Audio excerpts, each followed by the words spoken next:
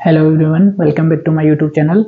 आज की क्लास में हम बात करने वाले हैं फिजिकल ज्योग्राफी का एक महत्वपूर्ण पार्ट है जिसमें हम बात करेंगे वलन की। वलन यानी फोल्ड्स के बारे में कि फोल्ड्स कैसे होते हैं, किन किन प्रकार के होते हैं, फोल्ड्स के टाइप्स की बात करेंगे हम आज। इससे पहली क्लास में हम बात किए थे कि ये जो फोल्ड होते हैं इनका निर्माण कैसे होता है, और साथ ही साथ हमने बात की थी कि जो वलन होते हैं उनके जो पार्ट्स होते हैं, उनके जो अलग अलग भाग होते हैं, उनके नाम क्या क्या होते हैं, तो उनके बारे में हम पहले पढ़ चुके हैं। तो आगे की क्लास में आज हम स्टार्ट करने वाले हैं वलन के प्रकार। सबसे पहली बात है कि ये वलन होते क्या हैं। वलन क्या होते हैं कि जो पृथ्वी की आंतरिक शक्ति होती है, पृथ्वी की आंतरिक शक्ति द्वारा उत्पन्न, पृथ्वी में जो आंतरिक शक्तियां लगती है उनके द्वारा उत्पन्न क्षैतिजीय संचलन, क्षैतिजीय संचलन यानी कि धरातल के समानांतर, या यूं कह सकते हैं कि जो अक्षांशीय विस्तार होता है उस अक्षांशीय विस्तार के आधार पर जो क्षैतिजीय संचलन होता है और साथ ही साथ जो संपीड़न उत्पन्न होता है, तो उससे निर्मित जो संरचना होती है उसको हम वलन के नाम से जानते हैं।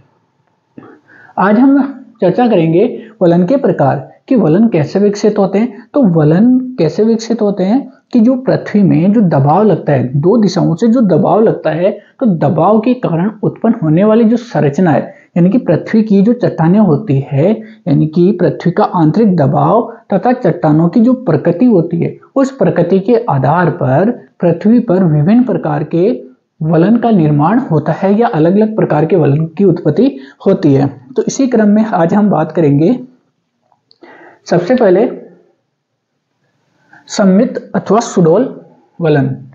पहला है अपना सममित अर्थात सुडौल वलन, यानी कि ये एक वलन की साधारण सी संरचना है जिसमें क्या होता है, आप इस डायग्राम के माध्यम से समझ सकते हो। यानी कि पृथ्वी का, ये यूं कह सकते हैं कि चट्टान का एक भाग है, इस चट्टान के भाग में दोनों भुजाएं, पहले की क्लास में हम पढ़ चुके हैं अलग अलग कि इनके नाम क्या क्या होते हैं। तो दोनों भुजाएं यानी कि एक भुजा और ये दूसरी भुजा, वलन की भुजा है एक तरफ और ये दूसरी तरफ, तो वलन की दोनों भुजाओं का झुकाव देख सकते हो, दोनों भुजाओं का झुकाव अथवा कोण एक समान होता है। यानी कि इस भुजा का और इस भुजा का, दोनों भुजाओं का जो झुकाव होता है, दबाव समान लगता है, तो इसमें जो झुकाव आता है, ढलान आता है, या यूं कह सकते हैं कि कोण एक समान होता है, यानी कि बिल्कुल इक्वल कंडीशन आती है। दोनों जो वलन होते हैं, दो प्रकार के वलन, या यूं कह सकते हैं कि जब दबाव लगता है तो वलन का जो झुकाव होता है या कोणीय झुकाव होता है वो एक समान होता है। इसके अलावा बात करें, इसकी जो भुजाएं होती है, एक भुजा और ये दूसरी भुजा,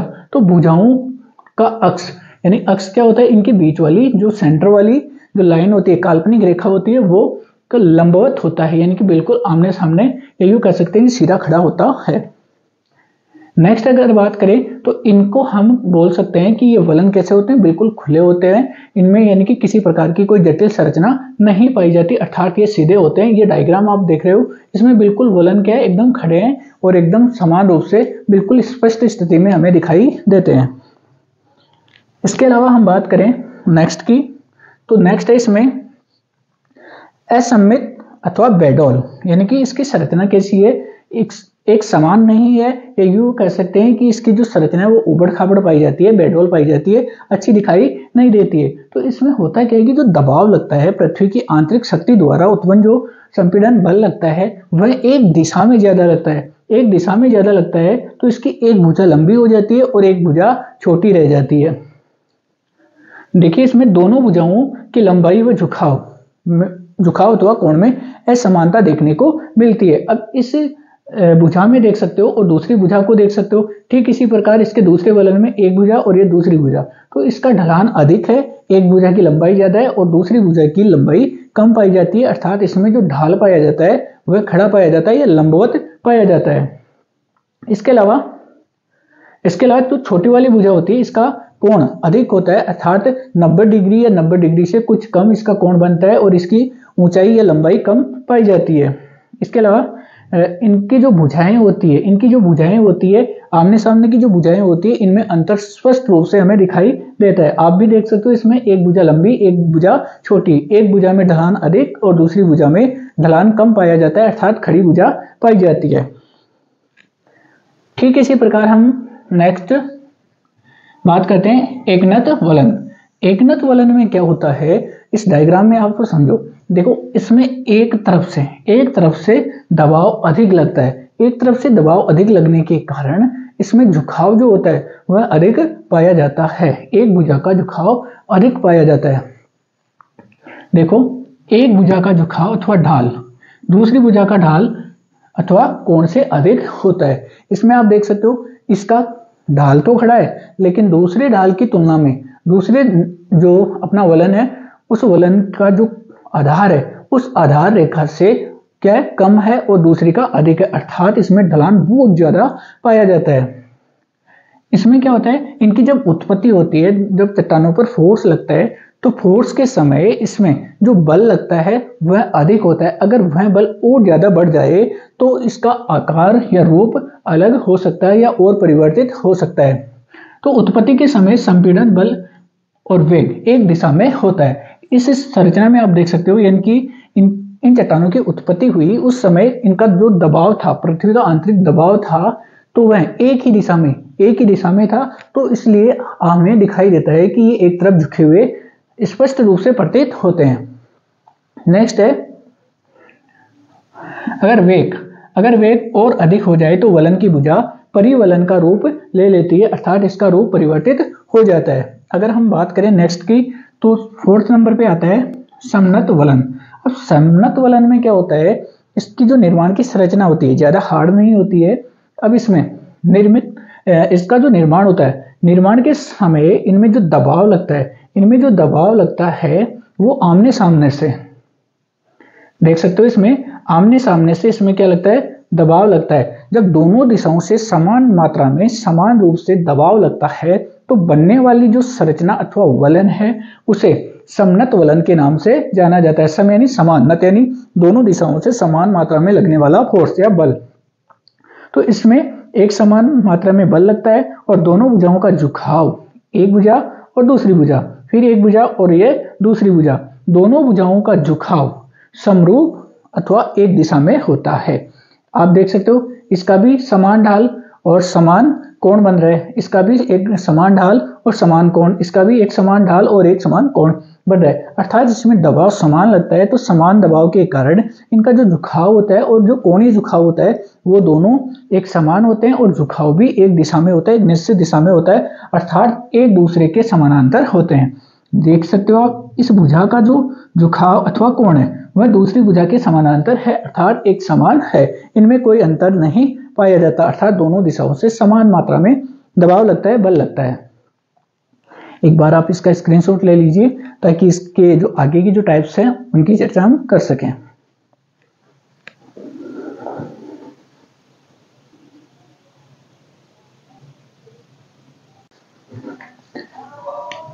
अब नेक्स्ट बात करते हैं अपन, 5वां वलन है परिवलित वलन।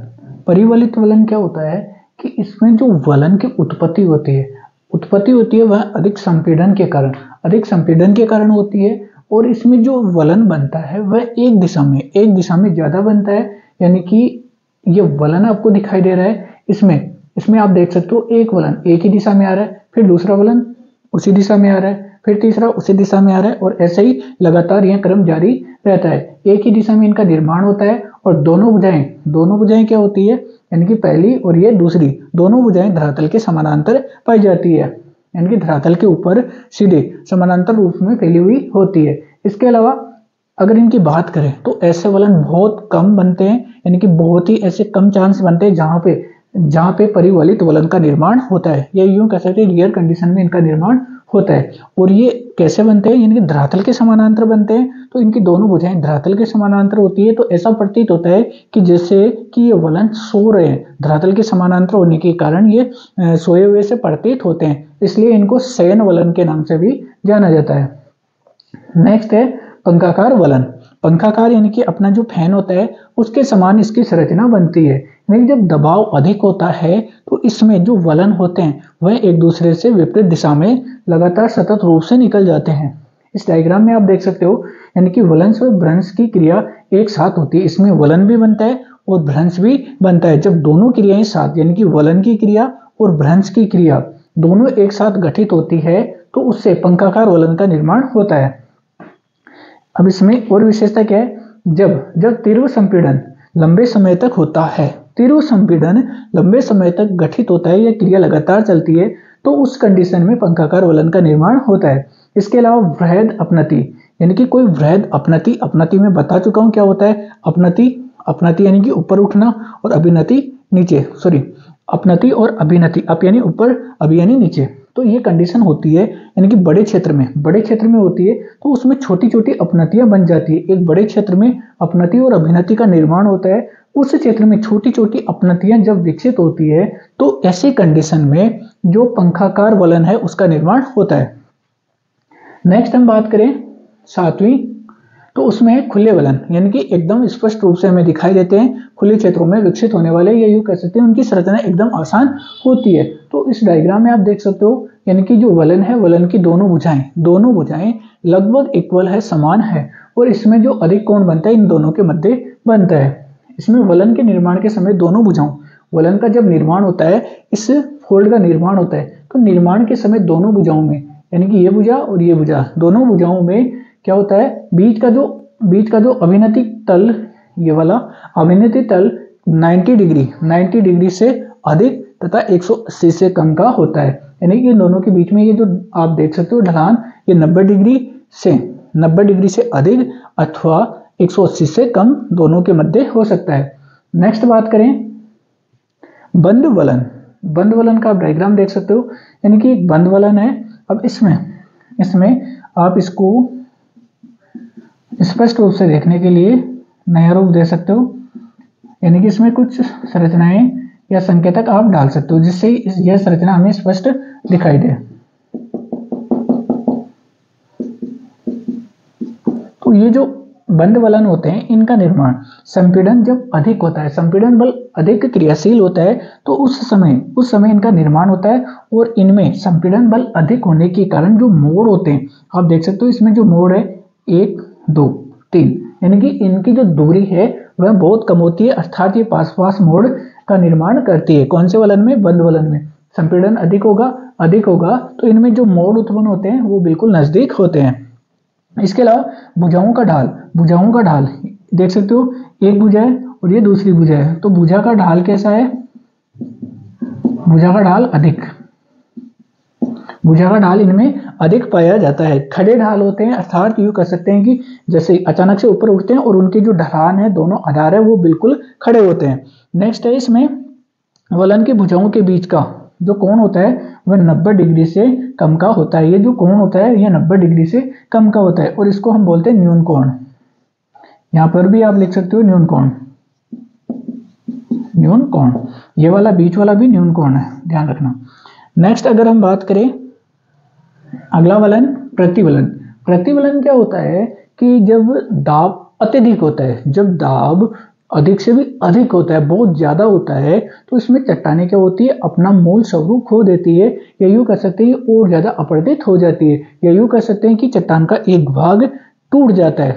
वलन इतना अधिक होता है कि जितना मुड़ना चाहिए उससे ज्यादा मुड़ जाता है। और इसमें आप इस संरचना में देख सकते हो प्रतिवलन में, यानी कि ये जो संरचना है इसके जस्ट अपोजिट यह दूसरी संरचना बन जाती है। वलन के विकास के समय संपीड़न दबाव इतना अधिक होता है कि भुजाएं झुकने के बाद भी संपीड़न को सह नहीं पाती, यानी कि जब इनका निर्माण होता है तो उस समय वलन का जब विकास होता है तो उस समय दबाव अधिक होता है, या यूं कह सकते हैं कि जो संपीड़न बल होता है वह बहुत ज्यादा होता है, जिसकी वजह से भुजाएं जितना झुकना चाहिए, भुजाएं होती है किसी चट्टान की, मान लीजिए इतनी झुक गई, तो उसके बाद में भी इसमें क्या होता रहता है? संपीड़न होता रहता है तो भुजाएं टूट जाती है, संपीड़न सह नहीं पाती है और एक भुजा क्या हो जाती है? टूट जाती है और क्षैतिज भुजा पर लटक जाती है। जैसे कि आप देख रहे हो, यानी कि ये जो आधार भुजा है इस पर दूसरी चट्टान या दूसरी जो भुजा होती है वह टूट जाती है और एक भुजा के यानी कि एक भुजा टूटती है तो दूसरी भुजा के वो नीचे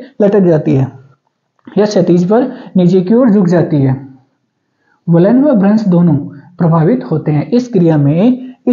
जब यह क्रिया यानी कि वलन की जो प्रक्रिया होती है बहुत ज्यादा तेज होती है तो उस समय वलन और भ्रंश अगली क्लास में पढ़ेंगे कि भ्रंश होते क्या है, तो ये दोनों एक साथ प्रभावित होते हैं। इसके अलावा इस वलन को यानी प्रतिवलन को अधिशिष्ट या अधिक्षिप्त वलन के नाम से भी जाना जाता है। तो इस प्रकार हमारा ये 9वां वलन भी हो जाता है। और लास्ट में एक और वलन का प्रकार है जिसे हम बोलते हैं अवनत वलन। अवनत वलन क्या होता है, ये बहुत ही विषम परिस्थितियों में उत्पन्न होता है, बहुत ही ज्यादा जो रेयर कंडीशन होती है उसमें इनका निर्माण होता है। इनमें मोड़ अक्ष के क्षैतिज तल के समानांतर होते हैं। अक्ष क्या होता है मैंने बताया था आपको, जैसे एक बार मैं फिर से बता रहा हूं कि मान लीजिए ये क्या है, अभिनति, और ये क्या है, अपनति। तो अभिनति और अपनति दोनों के बीच का जो सेंटर होता है उसको हम अक्ष के नाम से, इसे बोलते हैं अभिनति अक्ष और इसे बोलते हैं अपनति अक्ष। तो इनमें जो अक्ष होते हैं, ठीक है, अक्ष किसके, इसमें मोड़ के अक्ष के क्षैतिज तल, यानी कि जहां पर मोड़, जैसे मान लीजिए इसमें मोड़ उत्पन्न हो रहा है एक, फिर यहाँ पे 2, तो इनका जो बीच वाला जो सेंटर होता है उसके अक्ष के क्षैतिज तल के समानांतर नहीं पाए जाते, क्षैतिज तल के समानांतर नहीं होते, या उससे आगे या पीछे होते हैं। इसके अलावा क्षैतिज तल के कोण का निर्माण करती है। क्षैतिज तल का जो कोण होता है, कोई सा भी कोण हो सकता है, कितने भी डिग्री का हो सकता है, तो कोण का निर्माण करती है। इसके अलावा इस वलन को, अवनत वलन को अवनमन वलन के नाम से भी जाना जाता है। एक बार आप इसका स्क्रीनशॉट ले लेना और अच्छे से इसके नोट्स तैयार कर लेना। उम्मीद करता हूँ कि आपको ये टॉपिक अच्छे से समझ में आया होगा। अगर आपको ये वीडियो पसंद आया तो वीडियो को लाइक कीजिए, चैनल को सब्सक्राइब कीजिए और ज़्यादा से ज़्यादा अपने दोस्तों के साथ शेयर कीजिए। धन्यवाद।